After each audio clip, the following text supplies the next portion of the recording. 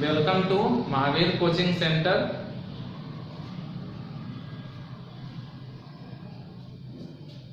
आज हम लोग एक न्यू चैप्टर ट्रिगोनोमेट्री को पढ़ेंगे, ठीक है। और ये क्लास 10th में ही आपका ये चैप्टर स्टार्ट होता है। इसके पहले आप इस चैप्टर के बारे में नहीं कहीं पढ़े होंगे। तो ये क्लास 10th के लिए न्यू चैप्टर है, बिल्कुल नया चैप्टर है।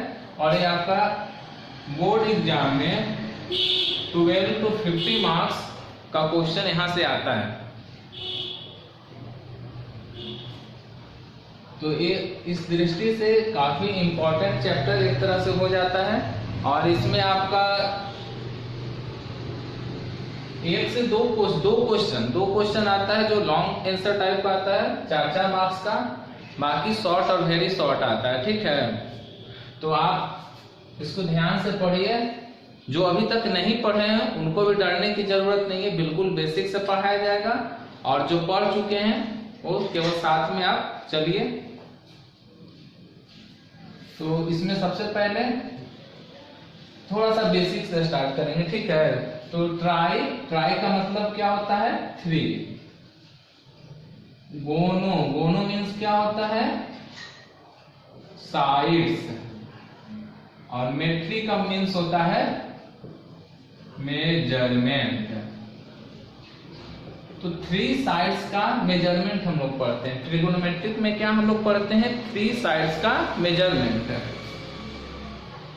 तो चैप्टर का मतलब समझ में आ गया, 3 साइड्स मेजरमेंट। तो 3 साइड्स किस में होता है? ट्रायंगल में होता है, ठीक है। और ट्रायंगल में भी आपको कौन सा ट्रायंगल के बारे में इसमें स्टडी करना है? Right angle triangle. अब क्वेश्चन आप पूछिएगा सर ट्रिगोनोमेट्रिक हम लोग पढ़ते क्यों हैं, ठीक है। ये आपके मन में क्वेश्चन है, मेरे मन में भी था कि हम लोग इस चैप्टर को क्यों पढ़ते हैं। तो इस चैप्टर का बहुत सा एप्लीकेशन है जो आपको इस हाइट एंड डिस्टेंस नाम से एक चैप्टर भी आपको पढ़ना है इसी में 10th में ही। और उसमें इसके एप्लीकेशन को बताया गया है। जैसे मान लेते हैं, लेट कर लेते हैं कि ये कोई, ठीक है, ये मान लेते हैं कि कोई रोड है, ठीक है। और यहाँ ए बी एक रोड है और ए पॉइंट पे आप खड़े हैं। ए बी एक सड़क है और आप ए पॉइंट पे खड़े हैं। यहाँ पर एक बिल्डिंग है, बिल्डिंग मान लीजिए आपका ये स्कूल बिल्डिंग है, ये स्कूल है, ठीक है। आप इसके हाइट को क्या चाहते हैं? मेजर करना चाहते हैं। तो आप ऐसा नहीं ना सीढ़ी यहाँ सीढ़ी लगा के फीता लेके चढ़िएगा और मीटर से इसको मेजर कीजिएगा, ऐसा नहीं करना है, ठीक है। तो आप क्या कीजिएगा कि आप ऑब्जर्वर यहाँ पर है, आप बिल्डिंग के टॉप को देखिए, तो कुछ न कुछ एंगल फॉर्म करेगा, ठीक है। और अगर ये एंगल पता रहेगा और ये डिस्टेंस को तो आप आसानी से मेजर कर सकते हैं। इसके लिए तो आपको सीढ़ी वगैरह का जरूरत नहीं है। तो आप इस डिस्टेंस को आसानी से मेजर, मान लेते हैं कि 10 मीटर के डिस्टेंस पे आप खड़े हैं। तो यहाँ से इस एंगल के लिए ये P और ये क्या होगा? B होगा। तो यहाँ से आप एक रेशियो लेके स्कूल का हाइट क्या निकाल सकते हैं। बोलिएगा सर आप तो बताए नहीं कितना हाइट होगा। तो अगर जो पहले से पढ़ चुके हैं वो इस स्कूल का हाइट निकाल के कमेंट कीजिए कमेंट बॉक्स में। और जो भी नए हैं उनको हम बाद में बताएंगे। और ये चैप्टर ये सबसे लास्ट में है, ठीक है। हाइट एंड डिस्टेंस आपका टॉपिक जो है आइडेंटिटीज के बाद है, उसको भी हम पढ़ाएंगे। तो पहले आप इसका एप्लीकेशन हम समझा चुके हैं, कहाँ पर इसका एप्लीकेशन कहाँ यूज करते हैं। आइए अब चैप्टर के बारे में थोड़ा सा पढ़ते हैं। तो राइट एंगल ट्रायंगल में इसको हम लोग क्या करते हैं? पढ़ते हैं। तो पहले एक राइट एंगल ट्रायंगल बना लेते हैं। चलिए एक राइट एंगल ट्रायंगल बन गया, ABC। ये ट्रायंगल राइट एंगल है, तो अगर एक एंगल 90 डिग्री है तो जो रेस्ट एंगल होगा क्या होगा? एक्यूट एंगल होगा। एक्यूट में इसको हम नेट कर लेते हैं कि क्या है? थीटा है। और इसको क्या हम नेट कर लेते हैं? 90। ऐसे भी अगर थीटा है तो क्या होगा? दोनों का सम 90। तो 90 माइनस थीटा, ठीक है। बोलिएगा सर इसको थीटा क्यों नहीं है? तो एंगल का जो नोटेशन होता है, एंगल को हम लोग नोटेट आपका थीटा, अल्फा, फाई, साई, ये सब टर्म से हम लोग एंगल को क्या करते हैं? डिनोट करते हैं। ऐसा नहीं आप यहाँ एक्स वाई जेड भी लिख सकते हैं, ठीक है। तो आप कुछ भी लिख सकते हैं एंगल को रिप्रेजेंट करने के लिए, कि मेनली हम लोग ग्रीक यूज करते हैं, ठीक है। एक ग्रीक सिंबल है थीटा, अल्फा, फाई, इसका हम लोग यूज करते हैं मेनली एंगल को डिनोट करने में। तो चलिए आप यहां तक समझ गए। अब इस राइट एंगल ट्रायंगल में देखिए 90 डिग्री है और बाकी जो दो एंगल है दोनों कैसा एंगल है, एक्यूट एंगल है। तो ये एंगल ग्रेटर है तो इसके सामने वाला जो साइड होगा वो ग्रेटर साइड होगा, तो ये क्या है, हाइपोटेनस। अब जो रेस्ट दो साइड बच जाता है इसमें एक को परपेंडिकुलर कहते हैं तो दूसरे को क्या कहते हैं, बेस कहते हैं। एक को कहते हैं परपेंडिकुलर और दूसरे को क्या कहते हैं, बेस कहते हैं। अब ये परपेंडिकुलर और बेस जो है ये चेंज होते रहता है अकॉर्डिंग टू एंगल्स। जैसे अगर इस एंगल को कंसीडर करते हैं थीटा को, तो सामने वाला परपेंडिकुलर हो जाएगा और जो रेस्ट बच जाएगा वो बेस हो जाएगा। अगर 90 माइनस थीटा को कंसीडर करके चलेंगे तो ये परपेंडिकुलर हो जाएगा और ये बेस हो जाएगा। यहां तक क्लियर है। और इसमें एक और थ्योरम का यूज होता है, 90 डिग्री का एंगल है राइट एंगल ट्रायंगल, और राइट एंगल ट्रायंगल में आप पढ़े हैं कि कौन सा थ्योरम यूज होता है, पाइथागोरस थ्योरम। तो according to Pythagoras theorem square of longest side, तो लॉन्गेस्ट साइड का जो स्क्वायर होता है is equal to sum of square of other two sides. इसका यूज करके कोई दो साइड दिया रहेगा तो हम थर्ड साइड आसानी से निकाल सकते हैं, ठीक है। अब देखिए थोड़ा सा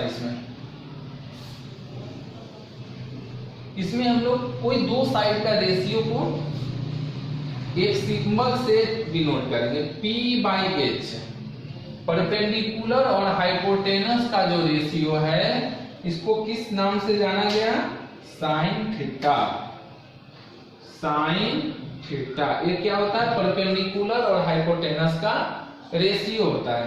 similarly cos theta is equal to base by hypotenuse, tan theta is equal to perpendicular by base. Theta angle को रिप्रेजेंट कर रहा है, साइन थीटा कहने का मतलब साइन इनटू थीटा नहीं है, ये मत सोचिएगा, आपका ऑब्जेक्टिव क्वेश्चंस भी दे देगा।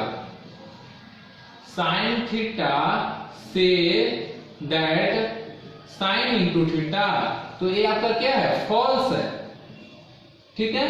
ये आपका साइन थीटा मतलब ये नहीं है कि साइन इनटू थीटा है। Sine theta P/H, cos theta B/H और tan थीटा B/B।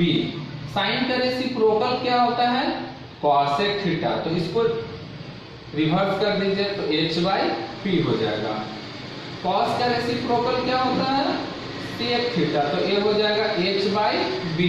और tan का रेसिप्रोकल cot थीटा होगा तो ये B/P होगा। इसमें एक और इंपॉर्टेंट फार्मूला यूज होगा, tan theta is equal to, हम देखिए रिलेशन साइन बाय क्या हम लिख सकते हैं, cos। कैसे, साइन को यहाँ क्या लिखा गया है, P/H और cos को क्या लिखा गया है, B/H। H कैंसिल हो जाता है तो क्या बचता है, P/B। P/B दैट मींस क्या, tan थीटा।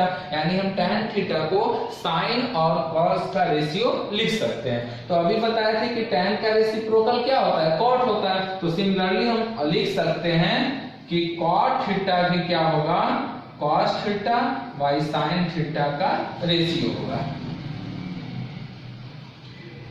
ये सारे फॉर्मूला देख लिए आप लोग। अब थोड़ा सा इसमें कुछ और फॉर्मूला है उसको देखिए।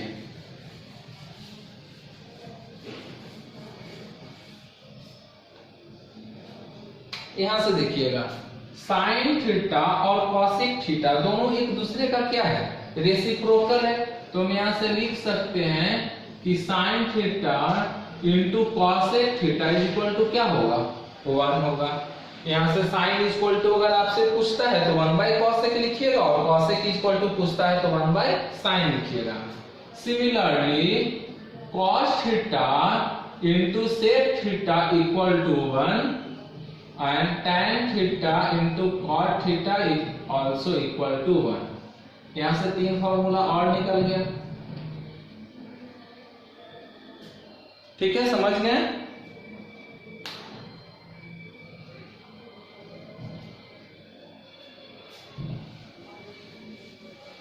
यहां तक समझ गए तो कुछ क्वेश्चंस देखेंगे, ठीक है।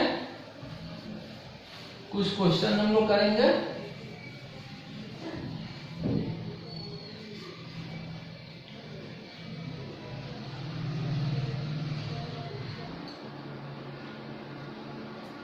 चलिए स्क्रीन पे क्वेश्चन है, आप इसको देखिए और बनाने का कोशिश कीजिए, ठीक है? जल्दी से बनाइए और जिससे बन जाता है कमेंट में यस या नो कीजिए। बनता है तो यस, नहीं बनता है तो नो कीजिए।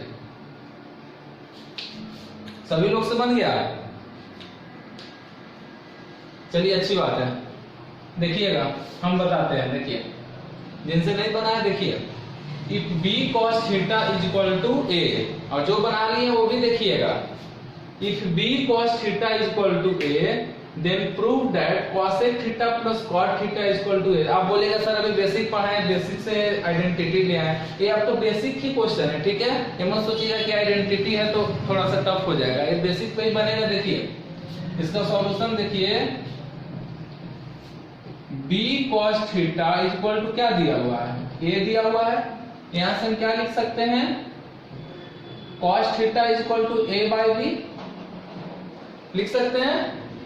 चलिए ठीक है, अब आपको प्रूफ क्या करना है? cosec theta plus cot theta is equal to a लाना है। तो यहां से cos थीटा तो निकल गया है ना। अब देखिए तो LHS लिखेंगे। LHS में क्या है? cosec theta plus cot theta. अब cosec को हम क्या लिख सकते हैं? 1 बाय sin थीटा लिख सकते हैं। अभी हम बताए थे कि cosec किसका रेसिप्रोकल है? sin का रेसिप्रोकल है। और cot को हम लिख सकते हैं 1 बाय tan भी लिख सकते हैं, लेकिन उससे फायदा नहीं, आप cos बाय sin को लिख सकते हैं इसको। अभी भी जस्ट बताए फॉर्मूला। तो cot को cos बाय sin लिखेंगे, ठीक है? अब देखिएगा cos is equal to a by b। तो अभी बताए थे कि cos किसका किसका रेशियो है? बेस और हाइपोटेनस का। तो चलिए एक राइट एंगल ट्रायंगल छोटा सा बना लीजिए। इस एंगल को थीटा ले लेते हैं। ABC एक राइट एंगल ट्रायंगल बना लिए। cos theta is equal to base by hypotenuse. तो बेस कितना दिया हुआ है? a दिया हुआ है। हाइपोटेनस कितना दिया हुआ है? b दिया हुआ है। तो यहां से आप AB निकाल सकते हैं। AC square is equal to AB square plus BC square. B square is equal to AB square plus A square. यहां से लिख सकते हैं AB स्क्वायर is equal to B square minus A square, यानी AB is equal to under root B square minus A square. Okay, तो AB क्या है? यहाँ पे इस एंगल के लिए AB क्या है? परपेंडिकुलर है ना, यानी परपेंडिकुलर का वैल्यू ये मिल गया है। अब आइए 1 plus cos theta by sin theta. अगर एलसीएम लेके इसको सॉल्व कीजिएगा तो 1 plus cos theta by sin theta. 1 plus cos theta का वैल्यू क्या है? a बाय b है। और sin थीटा का वैल्यू क्या हम लिख सकते हैं? p by h। तो p बाय h मतलब इस एंगल के लिए p का वैल्यू ab था, और ab क्या है? b square minus a square का अंडर रूट। और h क्या है? h बताइए जल्दी से। h क्या है 90 के सामने? b है। अब इसको थोड़ा सा सॉल्व कर लेते हैं। यहां तक हो गया? चलिए हो गया यहां तक। अब इसको सॉल्व करते हैं। एलसीएम लीजिएगा तो ये क्या हो जाएगा? b ऊपर हो जाएगा b plus a। b square minus a square का अंडर रूट और by b। First, second, third, fourth. तो सेकेंड टर्म और फोर्थ टर्म क्या हो जाएगा? कैंसिल हो जाएगा। तो ऊपर में बचा b प्लस a और नीचे में क्या बचा? Under root b square minus a square. ठीक है, अब इसको देखिए b प्लस a, इसको ब्रेक कीजिएगा तो क्या लिख सकते हैं? b minus a into b plus a लिख सकते हैं ना।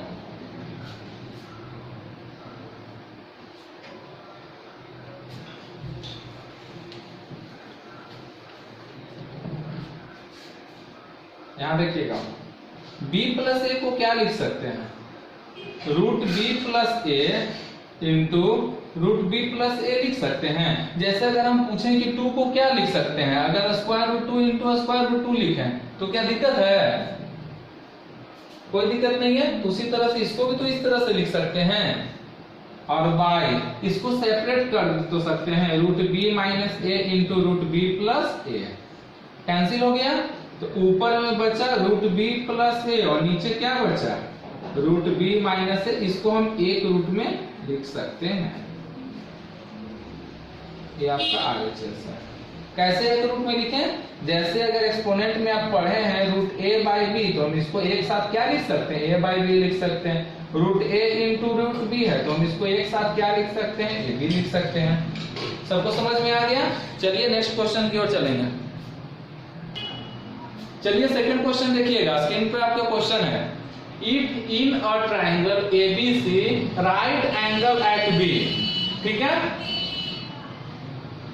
एक ट्राइंगल एबीसी है जो राइट एंगल किस पे, बी पे है, और उसमें एबी का मेजरमेंट कितना दिया हुआ है, 6 सेंटीमीटर दिया हुआ, यूनिट्स दिया हुआ है, यूनिट्स लिख लीजिए। AB इक्वल टू क्या, 6 units, BC equal to 8 units दिया हुआ है।